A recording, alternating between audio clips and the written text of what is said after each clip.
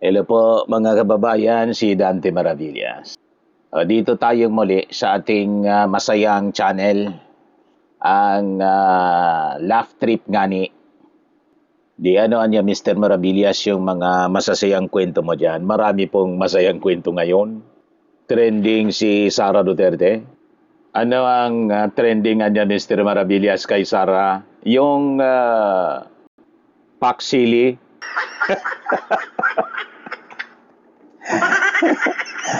Pinamag ng mga vloggers, mga kababayan, si Sara Duterte. Sabi ko sa inyo, si Sara Duterte, huwag nyo kasing tinatanong pag hindi po ready. Dapat may script, may orientation muna si Sara Duterte. Huwag yung mga ambos interview. Dapat may briefing muna kung ano yung sasabihin niya. At dapat kung ano yung itatanong ninyo para ready na yung sagot. Kaya nga po mga kababayan, itong si Sara never na nag-attend sa vice presidential debate kasi pag nag-attend siya, siguradong mangangamote. Hindi pwede yung biglaang tanong.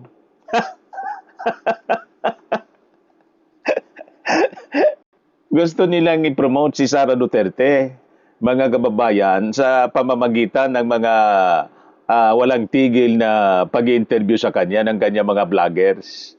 Imbes na gumanda yung imahe, mga kababayan ni Sara, lalong nalantad yung laman ng ulo. Bakit niya Mr. Maravillas, may laman yung ulo? Itanong natin kay Atty.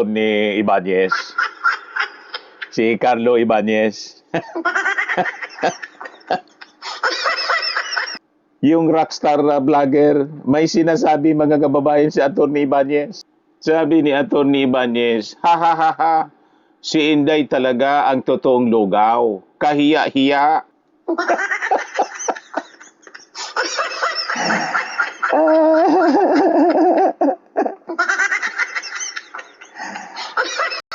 Amanos mga kababayan yung mga pinglawan sa mga DDS na tumawag kay Leni Robredong Leni Lugaw.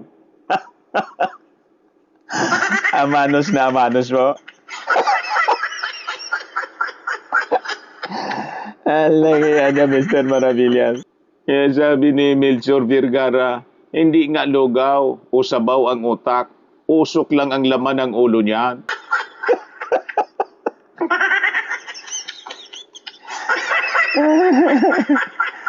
Kaya iya nga po mga kababayan na nangyari kay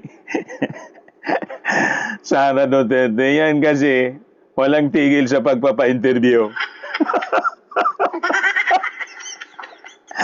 Sabi natin, more talk, more mistake. No talk, no mistake.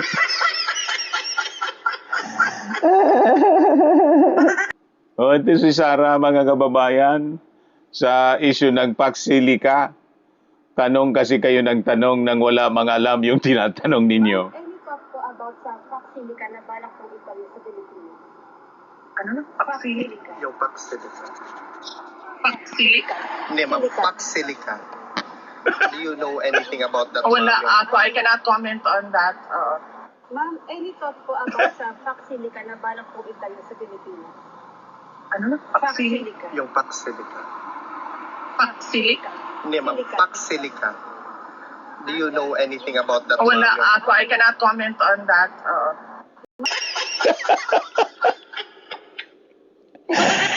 May problema kasi itong mga vloggers ni Sara Duterte. Bakit kasi ninyo tinatanong doon sa wala mang alam? Magtanong kayo sa may alam tulad ni Sandro Marcos at yung ating Pangulong Bongbong. Hindi yung tinatanong ninyo, yung wala mang kaalam-alam. Yan tuloy. Pinaya ninyo si Sara Duterte. Lang iya kayo. Kaya ito mga reaction sa mga netizens. Sabi ni Melchor Vergara, China has not given her the script of what to say. Sabi ng dati nating kasama sa radyo na si Ed Agapito, Bago sa akin yun sabi ni Ray Pascual, kaya di nag-attend ng debate kasi bobo at walang alam. Kisandro lang kakain ng alikabok yang Sara na yan pag sila ang nag-debate. Sabi ni Gofredo Santos, hala, yung nagtanong ng baka after ng interview, mapalo rin ang laptop. Sabi ni Ronyo, kulang pa daw sa confi fund, kaya di niya alam yan. Malamang. Kulang sa confidential and intelligence funds. Hindi nakapag-review.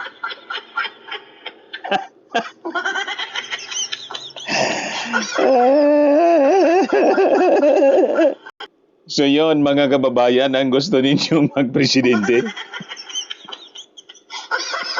Walang alam sa mundo. Pinag-uusapan na ng napakaraming tao itong Paxilica. Yan kasi, pasyal ng pasyal mga kababayan, kaya walang alam sa nangyari sa Pinas. Sige lang kasi ang world travel at ang ginagawa mga kababayan, mag-rally. Napag-iwanan na ng mga kwento dito sa Pilipinas. Sabi ni Atty. Carlo Ibanez, facial expression ni Inday nung tinanong siya about Paxilica. Talagang blanco yung utak niya.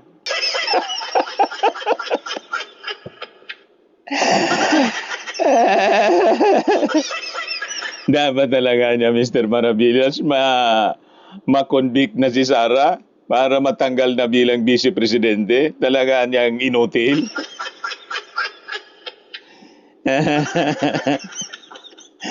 Ang alam lang yung manira sa ating Pangulo. Yan ang expertise niya, magmura, magbanta, at manira sa ating Pangulo. Hanggang doon lang siya, magaling, mga kababayan. Sabi ni Atty. Carlo Ibanez, ito na ang pinakakalat nilang script para malusutan ang katanghan ni Inday. Sarcasm, joke lang daw yung Paxilica ni Inday. Tayo daw tanga kasi di natin gets ang sarcasm niya. Paniwalang-paniwala sila dyan. Di kasi nila matanggap na bubing si Inday, kaya ginagawa nila ang lusot. Sige lang, pagbutihin ninyo ang pagdepensa sa kanya. Alam kong mahirap, pero kaya nyo yan.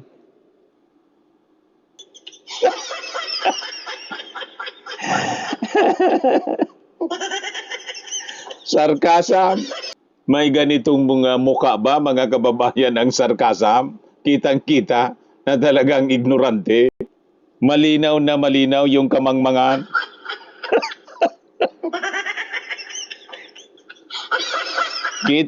Kitang-kita mga kababayan sa facial expression yung kamangmangan.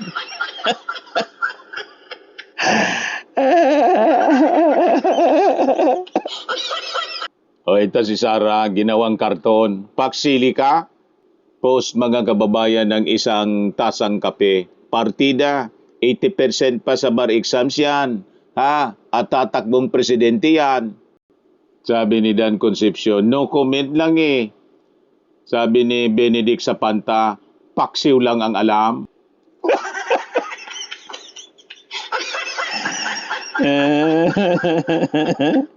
Paksiw yung alam, mga kababayan. Paksiw at sili. Masarap yun, paksiw na may sili.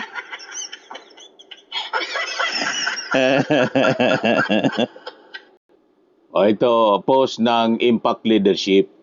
Ayan Sabi ng Impact Leadership, Paxilica, X. Paxilica, X uli.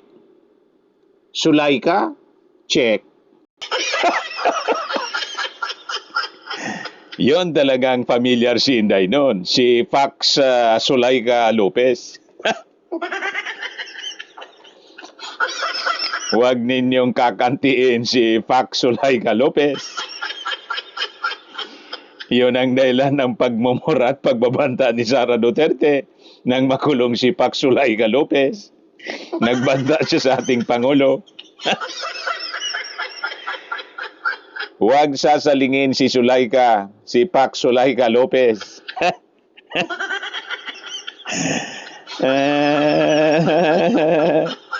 Ito, post ni Nino Andrade Oza.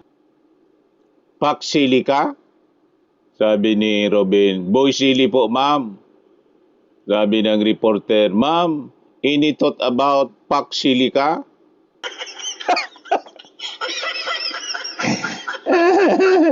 Nadali tuloy, pati si Boy Sili. Nadamay. Alang kayo mga netizens kung ano-ano nang pumapasok sa isip ninyo. Alang di ba? Ito, post ng Philippine Chronicles. Sabi dito, model yarn. Hashtag Pacsilika. Hashtag impeach Sara. O model na siya ng silka. Kitang-kita ang kutis, Pacsilka. Hindi lang kitang-kita yung kutis, pati dandruff at bilbil.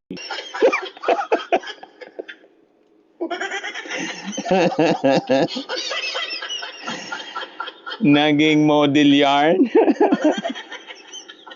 Kitang-kita yung kutis, pati dandruff at bilbil. Ito talagang mga netizens, kinalkal pa yung nakabikini si Sara Duterte. Nadamay pa yung silka. Silika po, hindi silka. Talagang trending po. Puro paksilika ang laman ng social media. Post ng Ibanag in the City's post, sabi dito. Post ng Ibanag in the City pala. Hindi kilala ni Inday Sara si Pac Silica kasi mas bet niya si Sulayca. Mismo. Yan ang bet niya. Si Sulayca Lopez. Yun, kahit anong itanong ninyo, wag lang yung confidential fund, sasagutin niya. Wag lang yung paggastos ng confidential funds. Di ba? Ito yung post ng Manila Times, Pac Silica pa rin. Ito yung transcript ng sinabi mismo ni Sara. What? Pac Sili? Pac Silik? No, I cannot comment on that. Kaya sabi ni Live Awake Tiyatan, from Itok-Itok to Siminet, then to Pac Silica.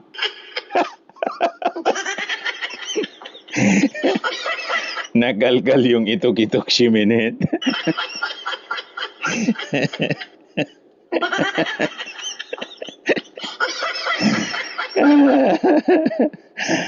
Tatlo na mga kababayan ang nadagdag sa mga idiomatic. Di ba yan yung Mr. Maravillas? Idiomatic. Idiomatic expression.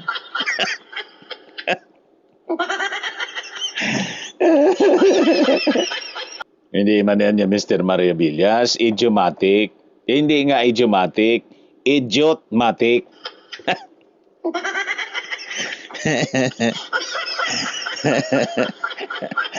Di ba? Yan ang bago. Hindi idiomatic expression. Idiot-matic. Matic yung magiging idiot.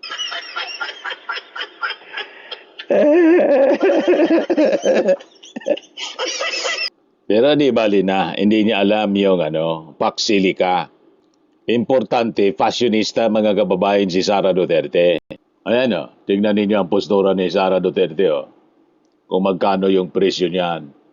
Sabi dito, ang ganito to pa lang ganitong pants, ang ang price €450. or 31,559 pesos and 85 centavos sa ano po, sa Philippine peso.